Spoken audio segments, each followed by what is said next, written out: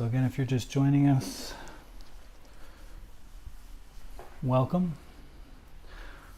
I keep thinking in my head, I should have an introductory phrase. Well, here we go. Welcome to Living Well Together. My name is Nathan, and today we're going to be doing a mindfulness meditation practice aimed at beginners. So if you're just getting here, find a seat. Try not to lean back in a chair if possible. Sit on the edge of the seat in an upright and alert posture. Don't want you slumping down and causing pain in your back or falling asleep. Close your eyes. Take 3 deep breaths in through your nose and out through your mouth.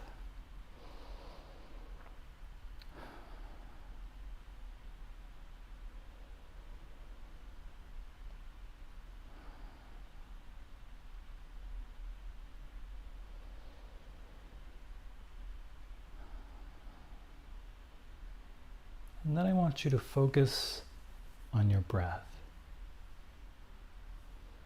Wherever it feels strongest to you.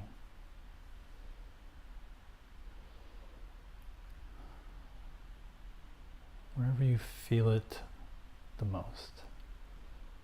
Whether it's in your nose, in your throat, in your lungs. And set that as your anchor point.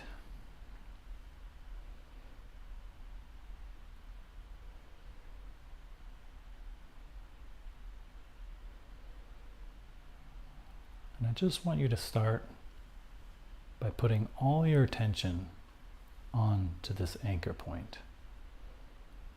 Look at it as if you were looking at it for the first time. What are all the sensations there? You might be surprised to find there's more than you initially ever realized.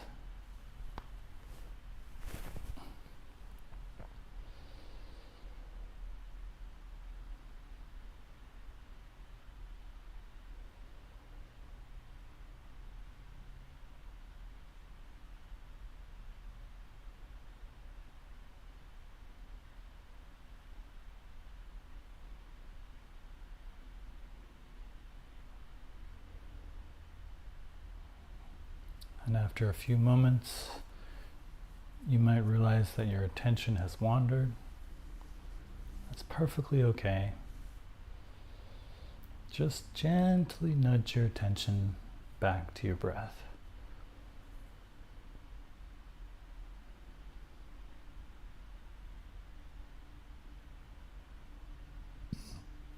Excuse me.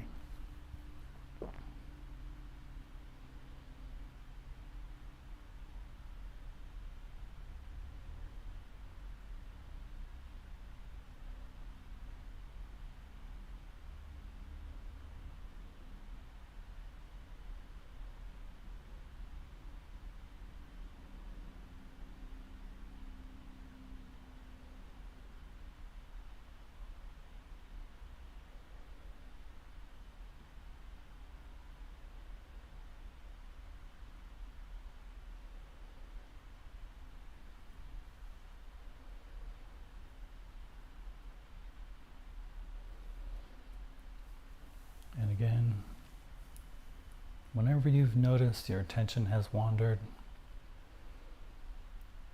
just gently pull it back to your breath. No need to judge yourself. This is the entirety of the practice. Focusing on your anchor, getting distracted, noticing that you're distracted, and then redirecting your attention back to your anchor or your breath.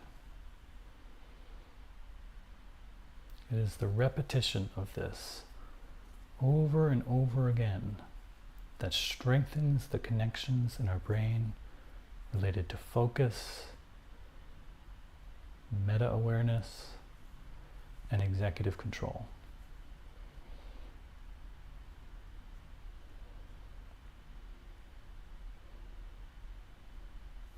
And it is those three things that will provide immense benefit to your life in ways you may not yet understand, but you will definitely notice with enough practice.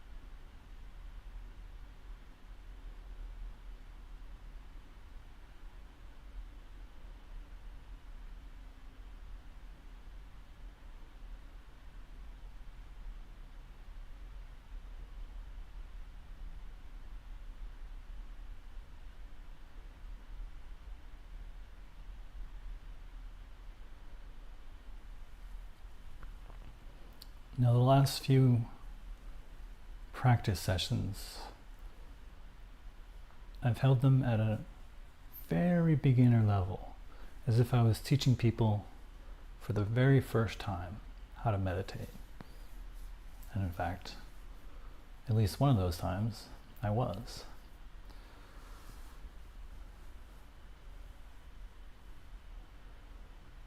However, this session, I'm going to leave a lot more space for your own self-practice. I won't be talking as much to give you the space you need to practice on your own.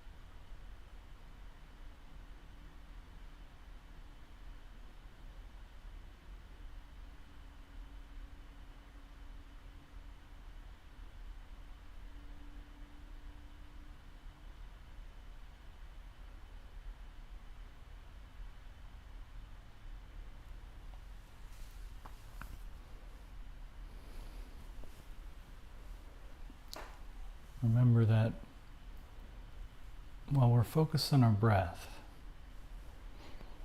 we don't necessarily want to be so focused to the exclusion of everything else that we lose awareness of our posture, any pains in our body. If you need to adjust your seating position or stretch your back, that's perfectly okay.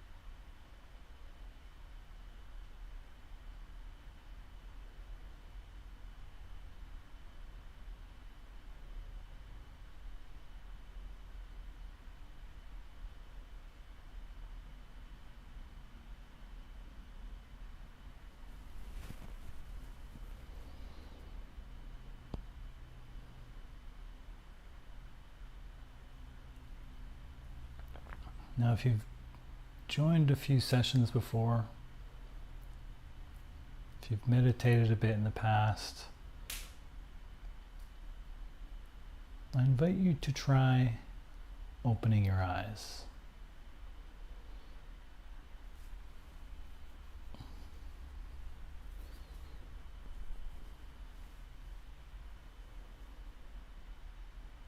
as I've mentioned before,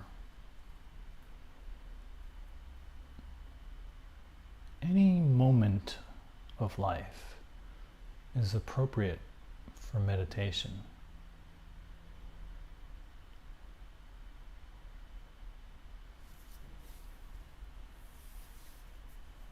Although I should say, any moment of your waking life, it's probably hard to meditate while you're sleeping.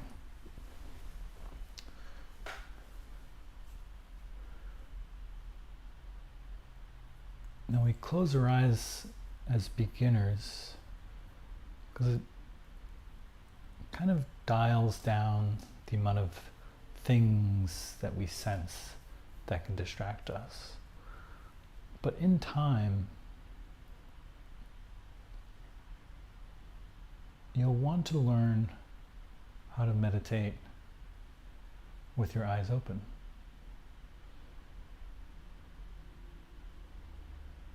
And in time, you should find it's just as easy to do one or the other.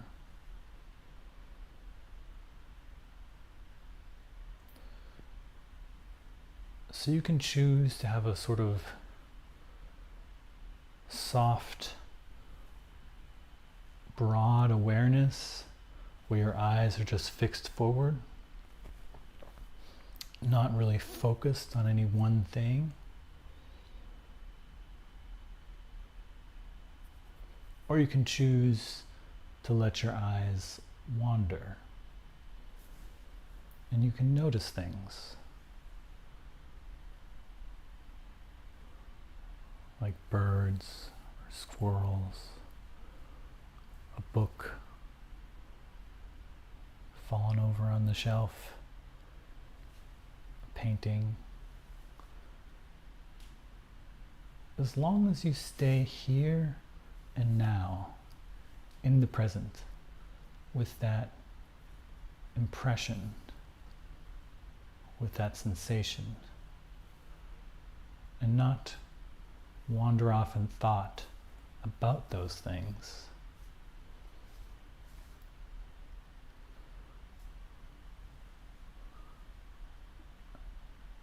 then you're still doing exactly what the practice wants you to do, which is stay in the present.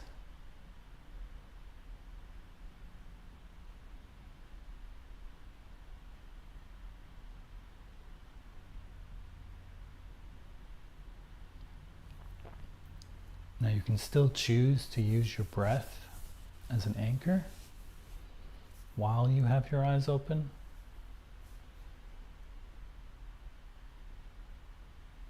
Or you can release that anchor and broadly open yourself to the whole of your experience, whether it's visual or auditory or taste, touch, all of your senses. Just have a broad awareness of all of them and latch on to none of them. Stay in the present.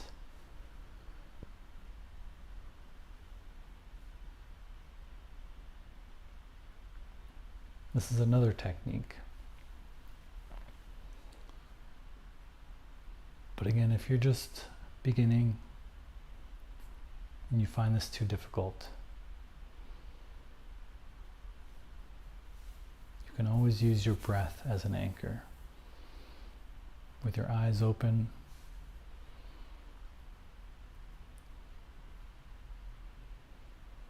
you can still reference the in and out of your breath.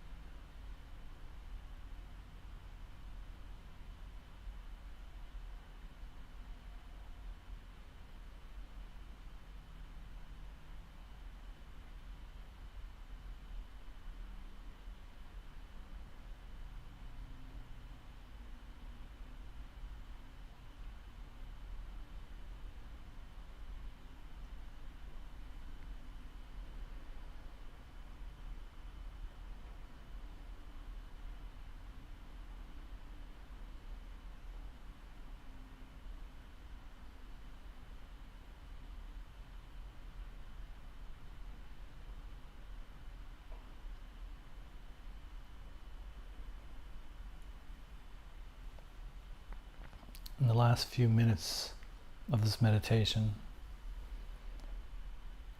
I want you to give up all efforts and just open yourself to all the experiences, thoughts, emotions, sensations that come before you. And if you can, try not to attach yourself to any one of them. Just notice them.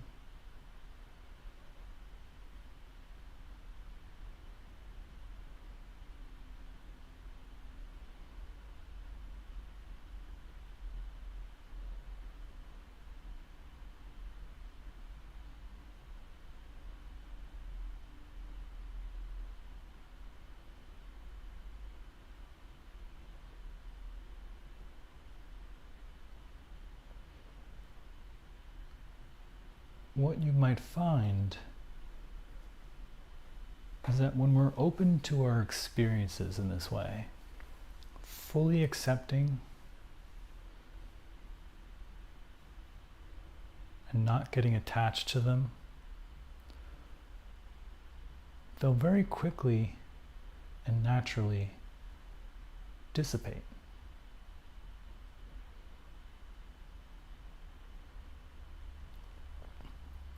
Thoughts, emotions, anxieties, frustrations. If we're not mindful, these things can grip us and dominate our minds for hours and hours, even days.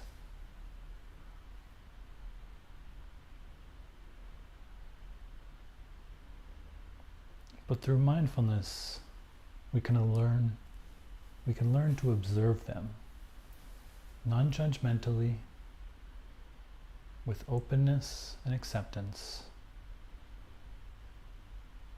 And in that attitude, notice that they just float away. They don't stick to us.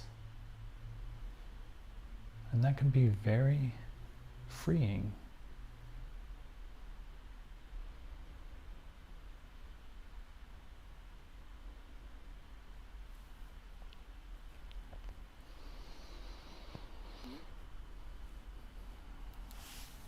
So with that, that's our 31 minutes of meditation. And I think I'll wrap that up here. I just want to finish by continuing on briefly that last portion that I brought up, which is that we go through most of our lives in sort of autopilot mode. And in this state, we often fuse ourselves with certain thoughts or feelings that come across our consciousness. Sam Harris refers to this as identifying with one's thoughts or emotions. You think you are that emotion. I am sad versus I feel sad versus I am aware of sadness within me, right? See the distinction there? The first one, I am sad, is saying you are sad. The second one, you're acknowledging that that sadness is a temporary thing. You feel sad, but you are not the sadness. You just currently feel sad. And the last one is a realization of a deeper truth, which is that sadness is just a temporary, fleeting thing that passes through us. I am aware of sadness within me, But that doesn't mean you have to be sad yourself. Now you can if you want to, and I think sadness is very appropriate for many events in life. If a family member dies, it's okay to be sad. But many times in life, we cling to emotions and thoughts. We cling to them and they stay stuck within us. And it causes immense suffering. And this is suffering that mindfulness can help you be free of, because it helps you notice these things in an accepting, non-judgmental way. And in that noticing gives you a space to step back and just watch it dissipate naturally. It's not a controlling thing. It's not a suppressing thing. We're not trying to push it away. We're just trying to notice things in our body and in our mind. And in that space, we are given an opportunity to free ourselves from what would otherwise be something that we cling to for hours or days. So as you go about your day, I really invite you to try to embody this attitude of openness and acceptance, and try to notice when you feel something, and try to recognize, am I fusing with this? Am I identifying with this feeling? Or is it just another temporary pulsation of energy that is passing through me, that needs to last no longer than a blink of an eye? So again, thanks again for joining me, and if you have any questions or comments about your meditation or just mindfulness practice in general, I'm open, and I'll be holding another practice session later tonight. So, oh hey Yapaholic.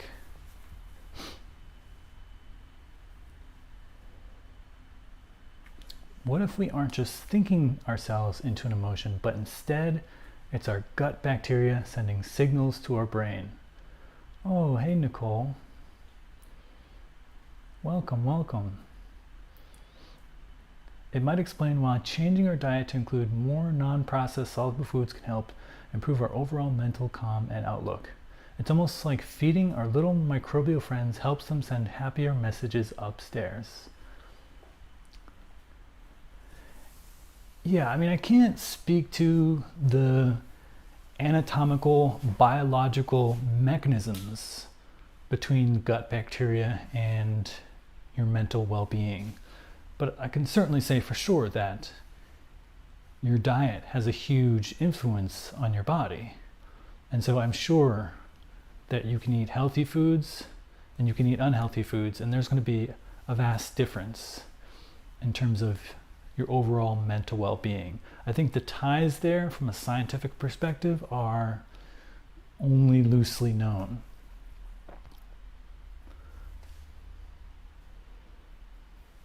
But yes, I think in general, science does say if you want to be healthy, reduce the amount of processed foods you eat. And so I'm working on that myself. I mean, I don't really eat a lot, but there's still some staples I eat. I kind of like cereal in the morning. I like making pizza. That's, processed flour. I make the dough by hand, but still. Yeah, diet is huge for sure. And I think when it comes to physical health, I offer all these programs where I do flexibility and I do strength training, I do mobility. But one thing I don't do is there's not really a diet thing. I don't here's how to eat. I don't really explain that. I did explain it briefly when I did the second perspective on strength training. But yes, that's so important. Diet is 75% of the effort. towards being physically healthy, because you could just work out and get ripped and strong, but if you're eating crap, your insides gonna be clogged, you're gonna be tired, you're gonna be fatigued. It's very important. So I think you're totally right about that. Oh yeah. Well, so I eat Cheerios. I hope that's safe, but you know, there might be some glyphosate or something in there from the flours they use. I don't know. Yeah, I think long term I'd want to go to something a bit less processed, but you know, it's a habit from childhood and I get it. The shorts? Oh, well, thanks.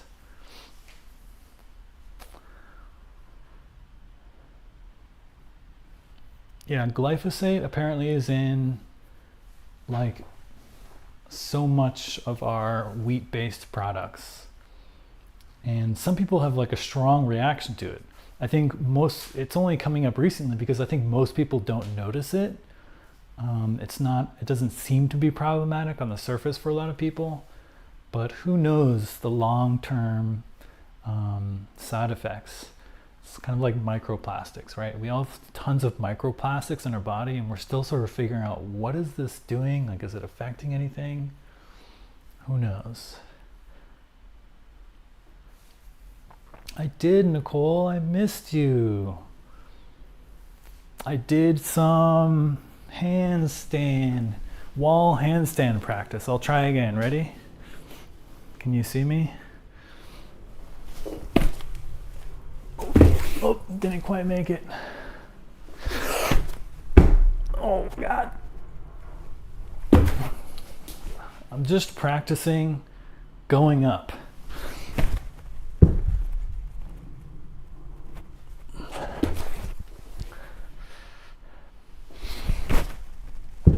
It's kind of like the fundamental motion of being able to do a handstand. So I'm just practicing the upward movement. Nicole, you should practice handstands with me, okay?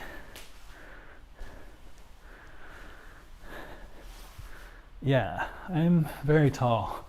Nicole, someday we're gonna meet up in real life and I wanna be able to do handstands with you.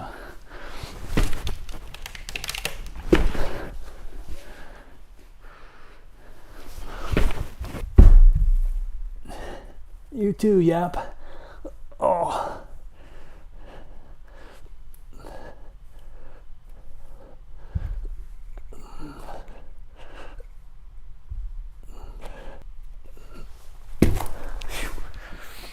That's a good one.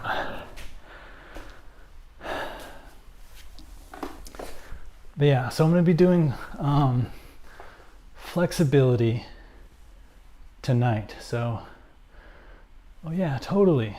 Start with the frog stand.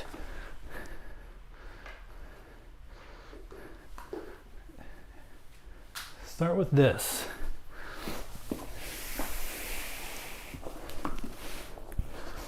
Just putting your kind of elbows kind of into your knees here. You can go down or closer to this little like indentation.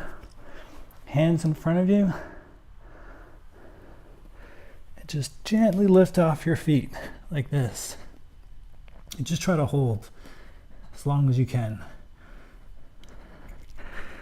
It's okay if you tip forward. Just push yourself back. That's a good way to start. It starts building your forearm, your hand strength, your finger strength, because you're going to need a lot of that when you're doing your handstand. So once you can do that for like a minute, you're pretty solid.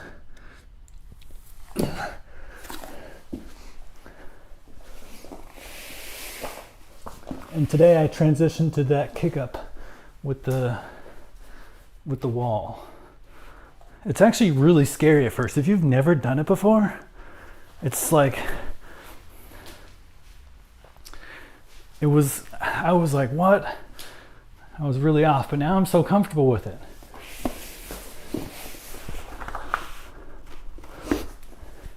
And with a little patience and a little practice.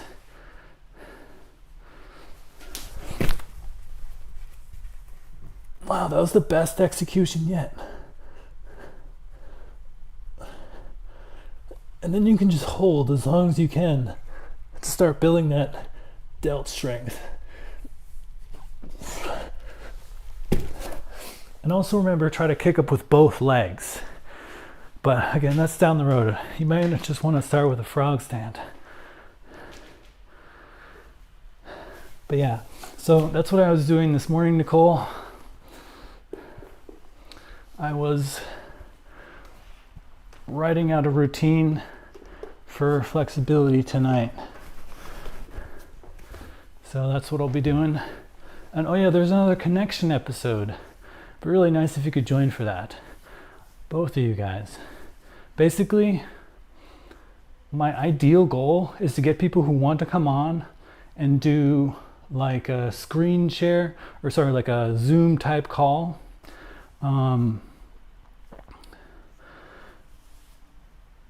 But even without that, if you just stay in chat, that's cool too.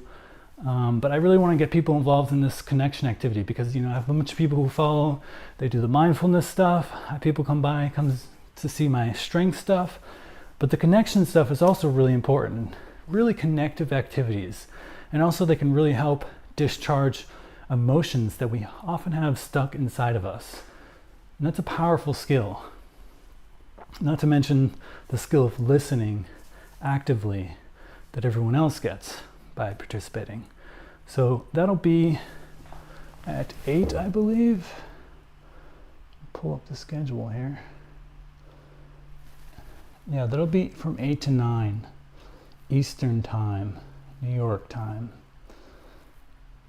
Flexibility from 7 to 8. And then I'll do one more mindfulness session from 9 to 10. Favorite book? You know, that's a really hard one. I feel like that's as difficult for me to answer as what's my favorite movie, right?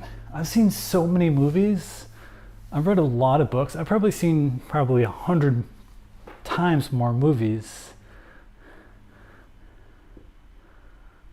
Oh yeah, they're intense. So yeah, I just don't, favorite book. And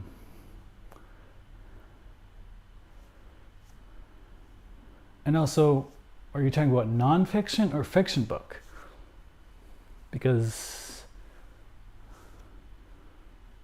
yeah, I have like a favorite, maybe a fantasy author versus like a favorite book that taught me a lot about life.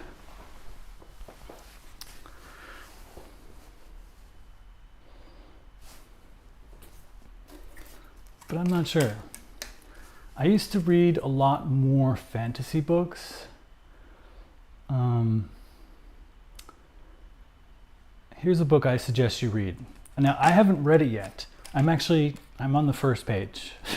I just started it up, but I'm so excited to read it. And I think it's incredibly valuable. Now, I can't, again, since I'm only on the first page, I can't guarantee that. But I highly suggest this book called The Elephant and the Blind.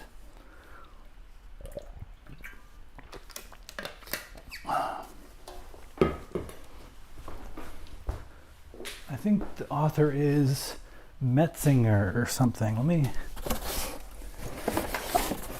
grab my e-reader.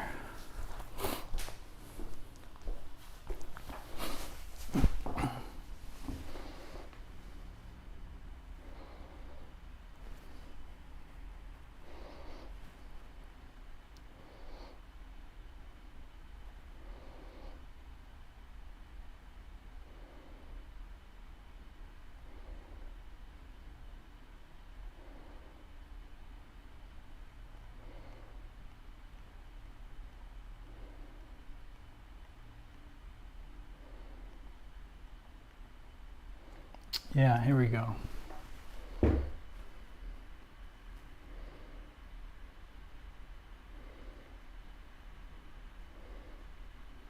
Oh, nice.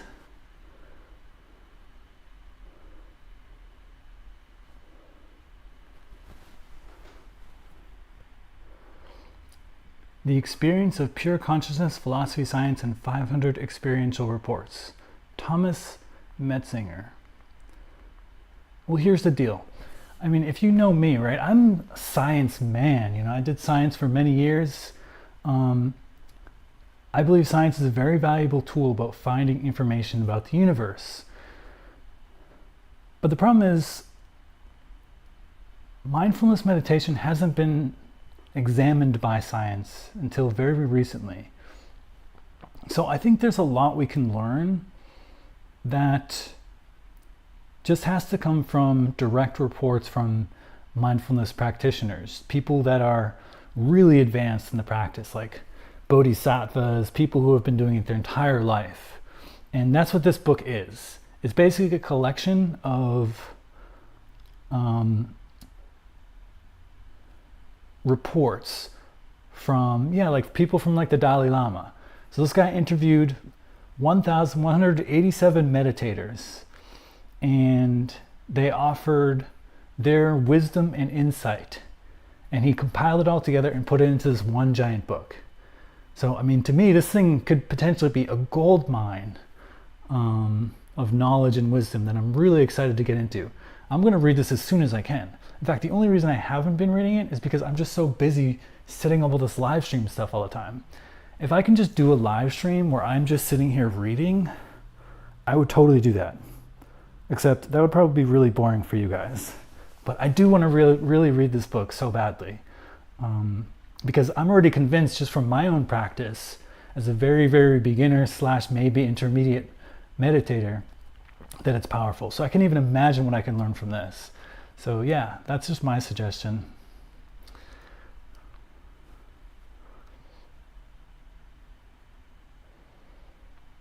I have another suggestion also that's really valuable too. You should make note of this one.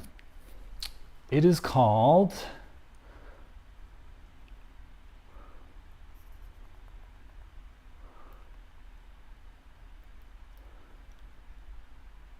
Why am I forgetting what it's called? Let me look through my book list.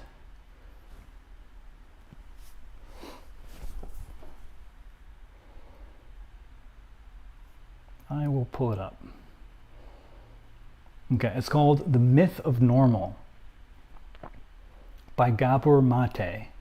In fact, Nicole, this is what you should read. This is a book about modern medicine, and you're a nurse. This is so relevant to you, and it's such a good book. This is one I have read at least like 35% of it. The Myth of Normal by Gabor Mate and Daniel Mate, his son. And it just talks about mental health and trauma and the medical system, and basically how we get things totally wrong with current medical science. Very good, very eye-opening. I think, especially for people who are still kind of engrossed into this belief that going to a medical hospital is like the pinnacle of health. Honestly, I would only go to a medical hospital if I had to like stabilize myself. But for a lot of things, I think you don't need to do that. For example, most people go to the hospital when they have a child, when they are giving birth. But I think just as effective, if not more effective, is hiring a doula. Oh, or to see Nicole. That's why we're going. Right. So there's more medical knowledge than the Western medical system, the Western medical system knows. And I don't know, this book is really good about just sort of talking about the strengths and the weaknesses and how we can move forward. So very good stuff. Yeah, honestly, most of my books that I have are nonfiction books. I honestly haven't read I haven't sat down to read a fiction book in a while because I don't know, I'm like, what would I rather do? Read something that makes me laugh and smile or whatever, which is good, or read something that like enhances my mind, right? Like makes me smarter. And I always choose the latter, but I do want to find a good, like, I don't know, fantasy or sci-fi book one of these days, because I think there's value in that too.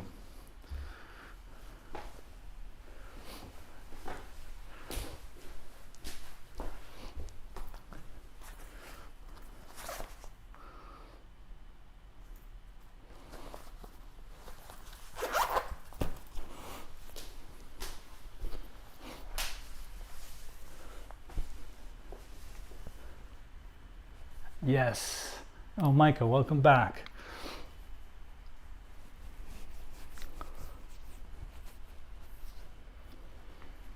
I would totally hang out with you guys. I would have already hung out with Iyad if he didn't live in Dubai.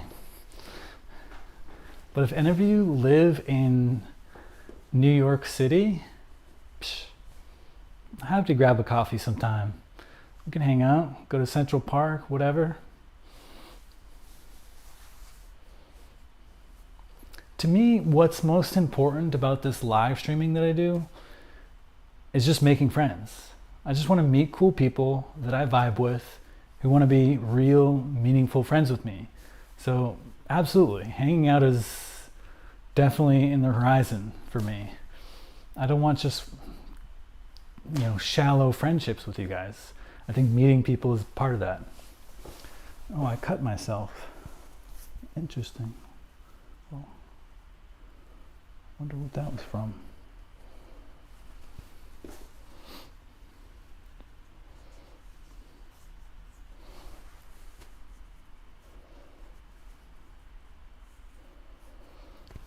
But yeah, I also started recently working on I watched this YouTube video and he gave really good, yeah, totally. Think about how much combined knowledge we all have about really doing like a really good workout. But yeah, I watched this video where this guy was like, I'm 45 years old. If you're like, here are the tips I have on life. And one of them, most of them I already knew about. It's good to review them, of course. But one of them was really valuable to me. And it helped me kind of think about how I structure my life to meet the goals that I want, right? We all have goals, right? Like, think about what your goals are. What are your goals in the next few years? Now, how do you reach those goals? What can you do now to make it more likely that you'll actually succeed in reaching your goals, right? Like, is there a particular path you can take, a structure to organize your life to do that? Well, this guy offered one, and it was basically like this. Think about what you want 3 years from now, and then work backwards. You have your destination. That would be awesome. Well, that's what I want to do for everyone. I want to do that for everyone in the world, and I certainly want to do that for my friends and my family. In terms of retiring, basically not being forced to work 40 hours a week just to like barely scrape by. So that's my intentional community goal. I want to build an intentional community. By the end of 3 years from now, my goal is to have at least the group of people ready to do that, if not already have broken ground and be living together. And so yeah, you just basically think about what your goals are, write them down, and then work backwards. 3 years I want this. That means by this year I need to have these things complete. By this year I need to have these things complete. By this year I need to have these things complete. Then break that down into months. To get this thing completed by the end of the first year, I need to do these things, and break your actual activities into specific tasks. These are the things I need to complete this month. These are the things I need to complete this week. And then just break it down to as small as you feasibly can into an actual plan, and just make it a point to do each of these things every single day or every single week on your way to your goal. And you'll find by these little things that you're doing every single day, every single week, every single month on your way to the goal, by the time you reach that 3-year point, well, maybe you've already completed your goal. Investing is a nice straightforward one, in the sense that, like, you know, if you're already working and making money, then investing is like clicking a button to send money to a bank account or some sort of like investment fund. Now it gets a bit complicated with something like building an intentional community, because there's kind of a lot of moving parts, and it depends on who I can recruit to help me out. Because the co-founder team, no one can really do it by themselves. I mean, unless they're like a millionaire. You definitely need a team of people working on it. So yeah, certain things, certain goals might be more complicated than others, but overall this guy's strategy gave me, I think, the structure I need to help make it so I reach my goals. My other goal would be to get my live stream, you know, more popular. If I could get it to a point where, you know, I'm able to reach a lot of people and help people with physical health and wellness, I'm able to make a lot of friendships and connect with a lot of people. And lastly, just be able to get it to a point where I can financially earn just enough money for me to like be comfortable and support my family. I don't need to make millions. And if I ever did make millions, I would just pour it into my community so everyone can live comfortable. So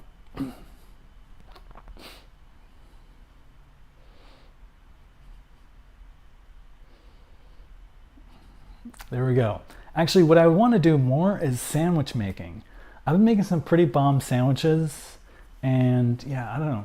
There's definitely an art to making good sandwiches that, you know, you just can't go to Subway and get like a really amazing sandwich. It's going to be pretty But yeah, if I started a restaurant, definitely sandwiches. Sandwiches or pizza.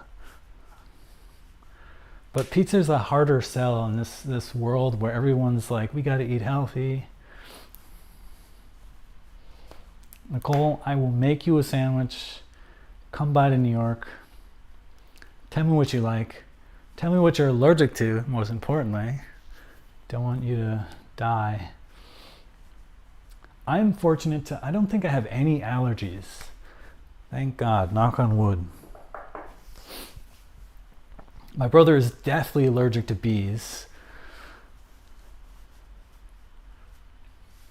We found out because we were just leaving our vacation house in Maine. Not one we own, but we rent. We used to go there every single year, and we were just leaving, and it was a really windy day. And I was like, I want to open the car. I want to open the car as a little kid. Nice. And I was like, wait, I have to go pee. And they're like, no, the door's locked. So I went to pee in the woods. And I was holding the keys. My brother was like, oh, we need the keys. You need to open the door. Everyone's waiting for you. And I was like, okay. And it turns out, I guess I was like peeing on a fallen beehive or something. And bees were getting really pissed, and they were stinging us. And they stung me on either side of my head in a couple different spots. And they stung my brother. And that's how we found out. His face started swelling up. He got all these hives. Like, it was crazy. We rushed him to the hospital. I remember as he was going through the doors, you know, the automatic doors that open up in the front of the hospital, he let out this huge vomit, and like all over the floor. It was this epic vomit, the biggest vomit I've ever seen in my life. Yeah, he survived, thankfully, but that's how we found out. And from that moment on, he's carried an EpiPen wherever he goes. But I've heard also that people can lose their allergies over time. First of all, when you get pregnant, my sister had a baby girl like a year ago, and her whole life used to be allergic to peanuts. But now she loves peanuts. She eats all sorts of nuts.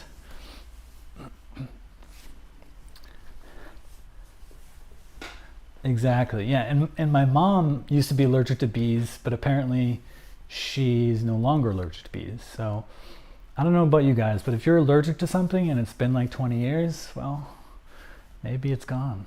The human body is so strange.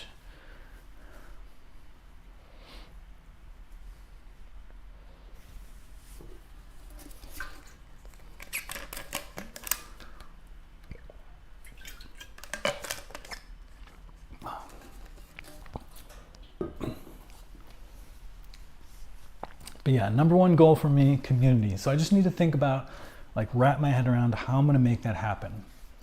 And I think one of the early things I need to do is kind of map out a real plan for getting there, and then create an application form so people can apply.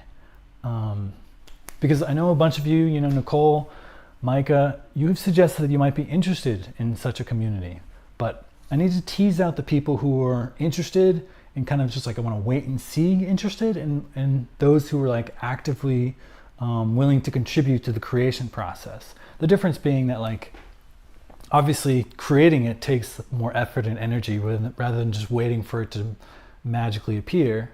But if you're part of the creation process, then you get to decide kind of the initial conditions that it will be like, right? Like, you'll decide who gets to join in the first parts of the community. Like, what are the rules for people joining?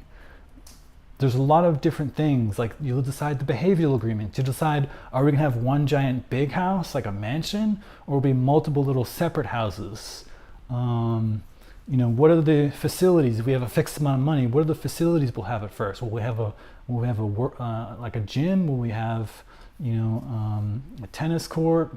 How are we going to allocate our money to various things? So being part of this initial co-founder group is a huge responsibility, but also gives you a lot of influence on how the initial community is shaped, versus somebody who's more just wants to be involved in the community, but kind of wants to, they're busy with their life and they just want to be notified when it's ready for people to visit and join. So yeah, that's my current plan. Figure out an application process.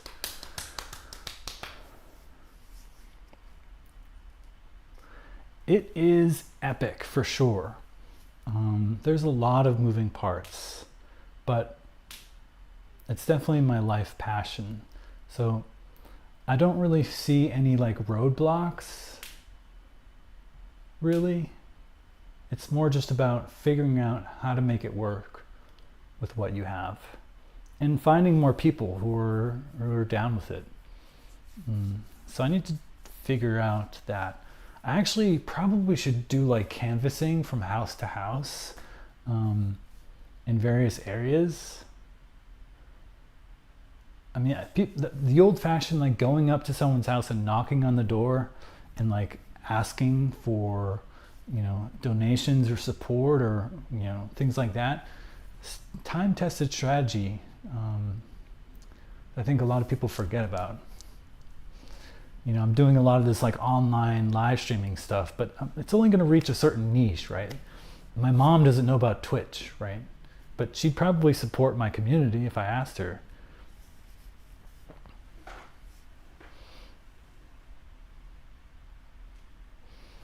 Oh, is my hair weird? I can't even see. Working on my laptop there's like such a tiny screen, I can barely see what I look like. I have like the chat made big enough so I can read it from here. But yes, I'll take that as I'll assume it's a good anime inspired wisp of hair.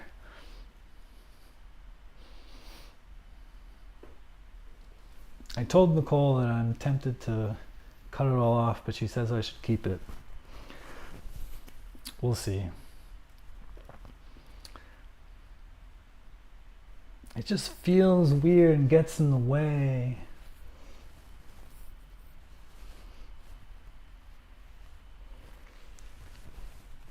Yapaholic, that really depends. So there's many ways you can structure it, and it all comes down to where the community is going to be, right? So the laws in the United States are different than if you were to establish it in Europe or in Africa or something. So, but typically if you establish it in America somewhere, you can make it a tax exempt organization. You can make the community organization a nonprofit, like 503c, but there are some things you need to consider with that. If you put the land as into that 503c, it can never be removed from that. Like legally, it's bound there forever.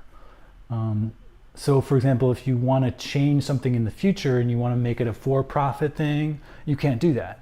So you might so depending on how you do it, I mean, some people have like a non-profit organization that is kind of like the head organization, and then there's a for-profit arm that owns the land. So that gives you a bit more flexibility with what you can do with it. But again, this is all stuff that's just going to have to be researched and decided on a case-by-case basis, depending on where the community ends up. And where you end up is just going to be coming down to basically a vote of, you have like, 5 to 10 or 15 co-founders who are all contributing to making this thing a reality. You guys all talk amongst yourselves. Where do you want to be? You want to be in Maine? You want to be in Florida? You want to be in California, Hawaii? And you you come up with a list of pros and cons for each place, and then you just decide as a group. Then you start looking for real estate, unless somebody already has some real estate, which is also a very strong possibility. But I imagine there'll be a phase before getting land for like a big community. There'll be an intermediate phase where 5 or 10 of us come together and we just come to someone's house, right? Like some people out there may already have a home. I have a home, kind of. So maybe we could live in a temporary situation while we're figuring things out under the same roof, as opposed to waiting until we get land, we have the structures, because it can be a long process, especially if you're buying raw land, right? You have to then typically go through a long permitting process and find a construction company and get an architect and build it. That could just be a year or two in and of itself.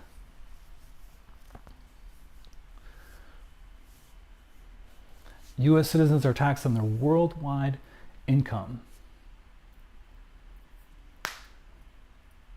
So would we have to consider renouncing our citizenship?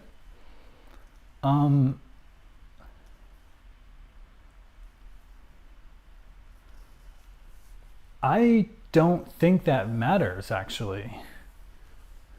But I mean, I think that's just on a case-by-case basis. You got to figure out what's good for you. I think in the long run, most people will want to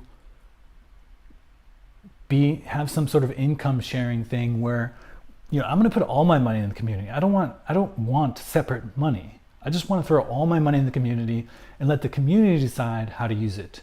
Because a group of people, a group of your friends and family members is going to be a better decider of how to spend money than any one person. So remember, the community is going to be made up of people that we all trust, that we all vet, right? I'm going to be deciding, I'm going to be part of the co-founders group. Anybody who else is part of the co-founder group is going to be making the rules on, we're going to make up the application. What are the qualities we look for in an applicant? We're going to make up the screening process, right? We're going to decide all the things, all the steps that people have to go through in order to become a member of the community. And there'll likely be a community team, a specific set of people that process applications and decide ultimately, probably bring it to the whole community, and everyone has to vote and agree, okay, we want to bring this person on. So all the people that join the community are ultimately people that you trust, that you vibe with. And so I think in the long run, while people may have their own outside income and they have their own outside bank accounts, in the long run, when you build trust and connection with all these people who are your friends and family members, I think most money will be handled by the community. But yeah, if I'm sure it's going to be different for all people. I don't know the rules of Germany and France and all these other countries out there, whether they'll make you, drop your citizenship or not. It's all complicated.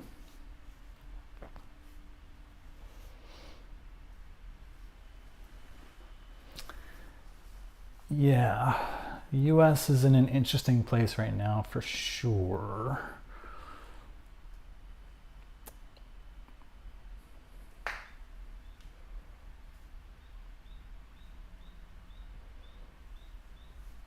Well, that's something that the co-founders will have to decide, right? And this is what I'm talking about. The people, thank you, Nicole. This is what I'm talking about, the difference between a co-founder and somebody who's just interested and wants to join later.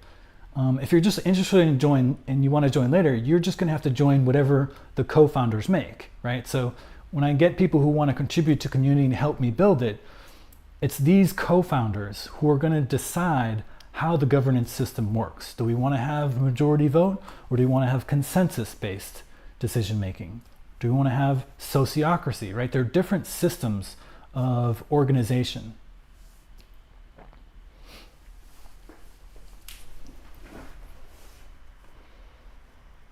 Sometimes it freezes, but it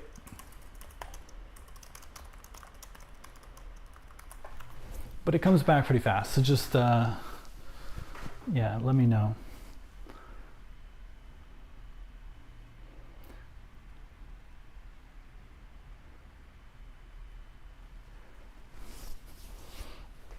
So yeah, so in my experience in both living in community and doing a ton of research on communities, the best system that we have currently for organizing decision making in a community is called sociocracy, specifically Sociocracy 3.0. And I invite you to Google that. There's a couple websites. In fact, you can just look at my intentional community document. Have you guys seen it yet? Go to njb.fyi/intentional. Right? This is the document I've already started creating to give all this information to you guys. So you can read about what I've already drafted there. It's definitely a work in progress. Probably be modifying it for the next 3 years. But it's a good introduction. And this is one of the documents I'm going to start working on pretty much every day if I can find the time. But as I was saying, the best way to organize decision making and distribute power in a fair and equitable way, in my experience, is Sociocracy 3.0. And it's not voting. Voting actually is very flawed when it's just, if you get 51% of the votes, then that passes or not. Because the problem with voting is it dismisses the voices of the minority. So if you're a small minority, you only make up 30% of the community, and you want things one way, and then 70% want things the other way, then they can just vote and they get their way all the time. You as a minority would always get ignored. That's not really fair, right? So more modern systems, more equitable systems are like consensus or sociocracy, which is consent-based decision making. And how that works is that everybody gets a say, and any one person can block a proposal. So basically everybody's voice is heard. If someone comes with a proposal and says, I want to put a hot tub, can we spend some of our community money and get a hot tub? I think a hot tub would be great. Can we do that? Everybody then talks about it, and there's different phases. There's a very specific structure of how it works, but generally speaking, there's, people talk about it. People voice any concerns they have, like, oh, we're running out of money. Maybe we should save some money or whatever. And everybody's voice gets heard. And if anybody has an objection, I don't really want a hot tub, and here's why. And then you talk about those objections, and you say, okay, well, I know we're getting close to, we're running out of money. How about I'll contribute the money from my outside bank account so we can have a hot tub, so we don't have to worry about impacting the community's money. Okay, well, objection solved. Are there any objections, right? Everybody's good, then you make a hot tub, right? So it's about hearing everybody's voice. There's no one, in that way, no one gets left out. Everybody is always going to be at least accepting, if not happy with the proposal. And if you're not, you work through it until you can make it so they are happy.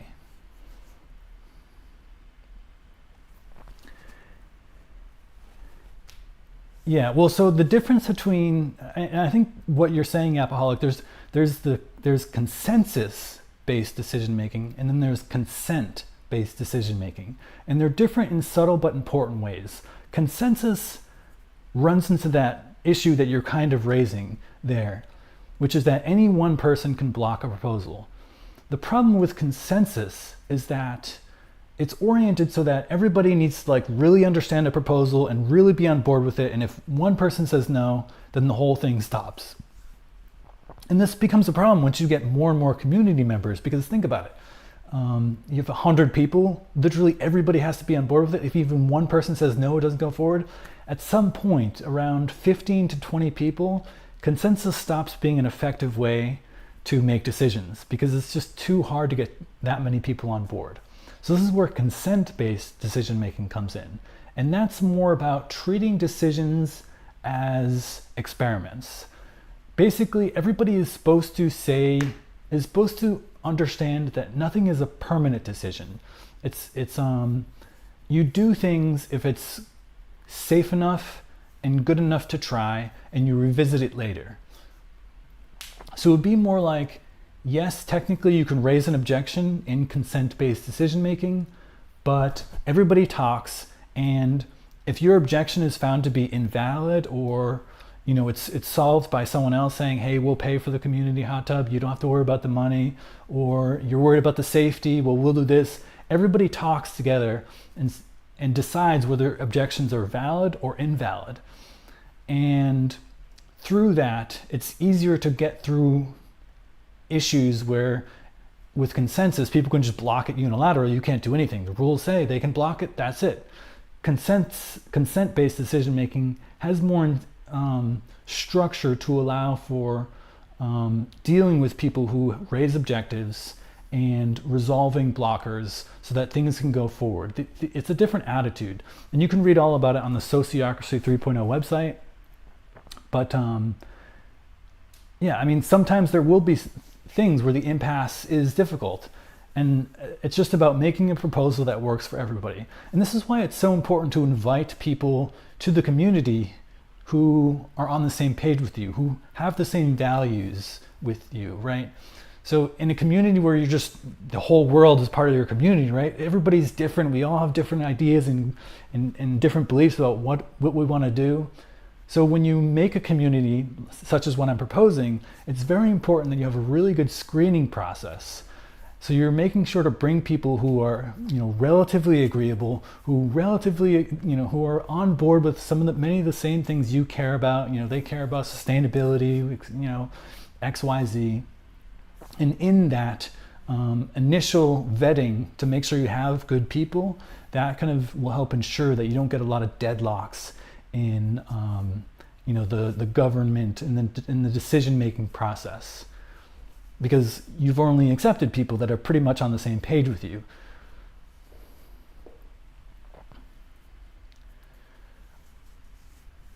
Yeah, I would just check out the Sociocracy 3.0, and that'll tell you in detail who the ultimate decider is. I mean, really, it's the group and the process that you've agreed upon, which is Sociocracy 3.0. But yeah, so transitioning from this world that we live in today, where everyone kind of has their own little apartment, their own little home,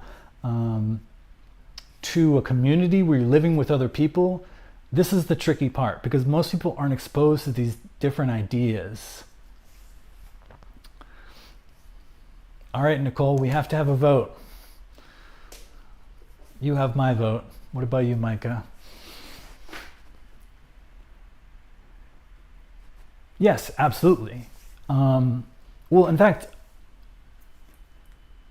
technically you relinquish control before it's even established.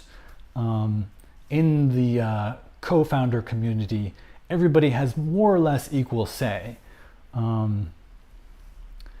So even before you officially establish it, that's what happens. But certainly, like the day you get onto the community land and you're all there, yes, you all agree to follow this set of rules.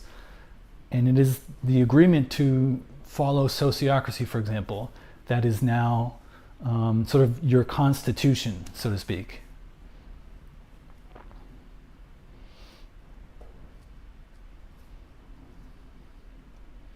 Sounds good.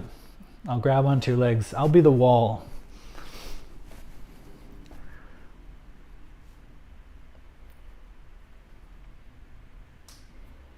But yeah, Pollock, you raise a super important point. And this is something that I think a lot of communities struggle with, is that they either don't have a good enough set of rules and procedures in place to deal with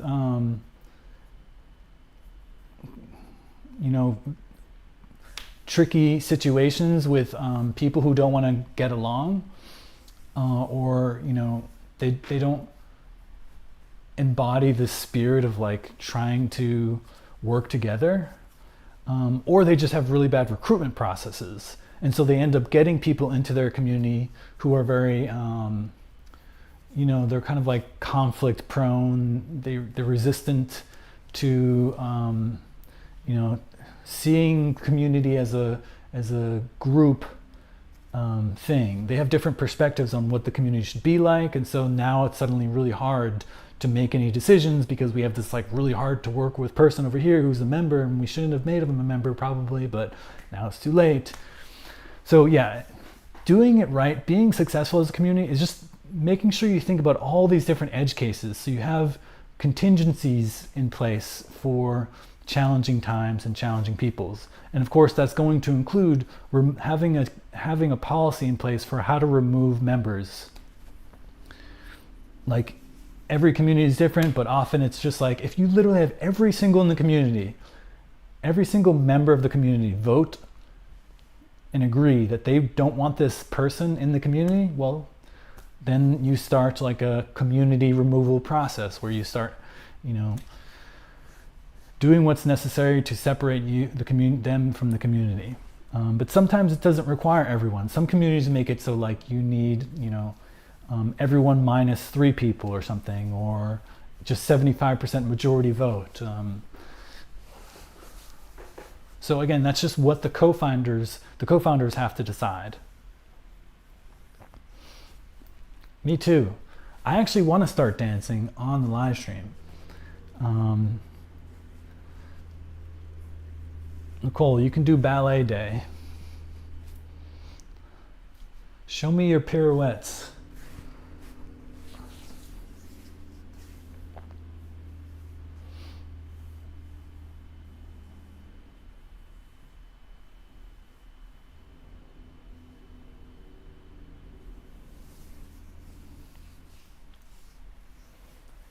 I'd be honored, Nicole. Yeah, I mean, if literally everybody else wants you out of your community, I mean, why would you? Hopefully that would be enough to, you'd probably put that in your rules. Okay, begin the process of kicking that person out. But if I was that person, I literally knew everybody else around me doesn't want me to be in the community, that would be enough for me to just be like, okay, maybe I shouldn't be here. Like, why would I fight hard to stay in a community that nobody wants me? I mean,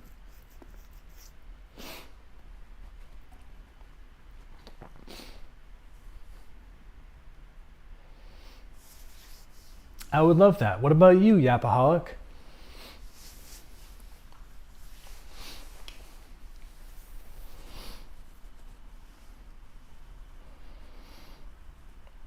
And holy cow, there's a couple of regulars around who've expressed some interest. But yeah, I also have a lot of friends in real life who would be interested, but yeah, everybody's so busy. Everybody's working all day, and then they come home, and then they have more work, and they have to make dinner, and they have to feed the kids, and they have to feed the dogs, and they have to go for a run, and they have to do some exercise, and by the time they realize it, time to go to bed and rinse and repeat another day. So yeah, a lot of people are just busy and they don't have the time, and I totally understand that.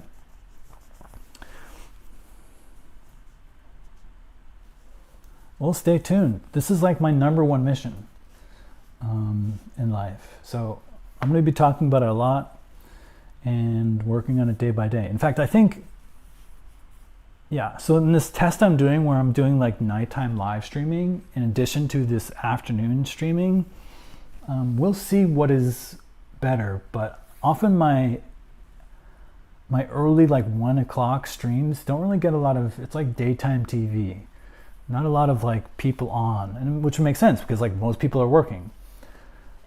So I might actually transition to evening only, and then I'll free up a lot of time for me to work more in community, because that's the only one thing about live streaming right now is I'm doing it so much that I barely have time to do other things.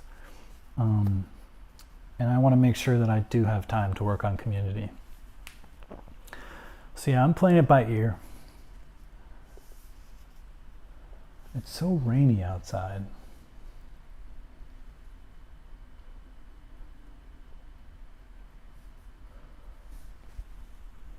But my dream is community in Hawaii. Such a beautiful place.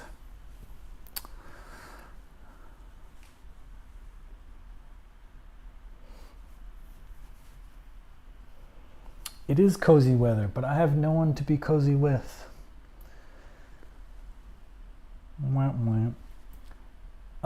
I'm in Eastern. I'm in New York. Well, normally I'm in New York City. But currently I'm in New England. I'm near Boston.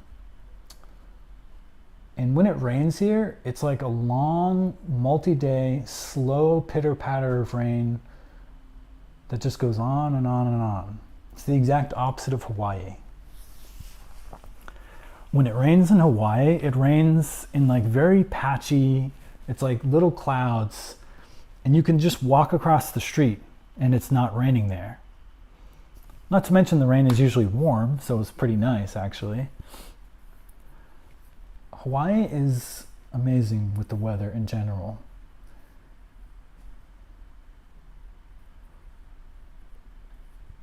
But we are getting the turning of the leaves now, just started. Maybe you can see. My camera doesn't zoom, but if you look very closely at that tree, you might see the tips turning red and orange. Fall is coming.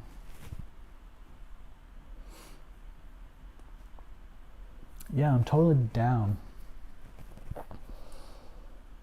I have tons of friends in Hawaii now, so I always have people to see and places to go and stay, and I know all the little secret spots on the big island anyways.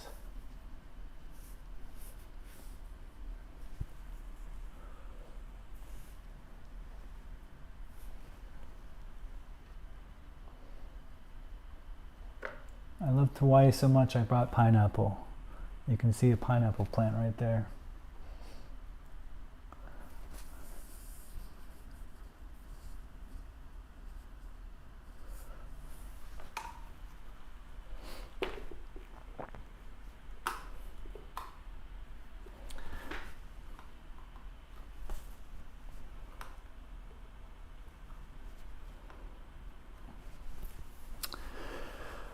So yeah, I think I'm going to make some food. My body calls for food.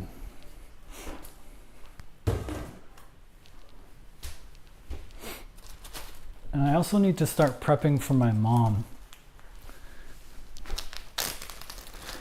My mom basically is not cooking at all anymore, so I'm cooking every dinner and every lunch.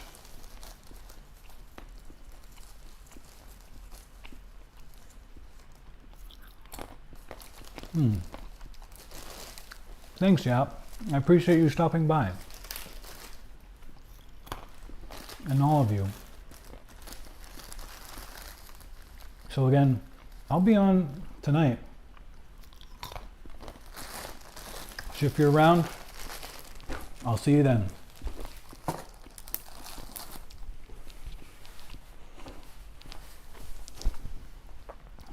So I'll catch y'all later.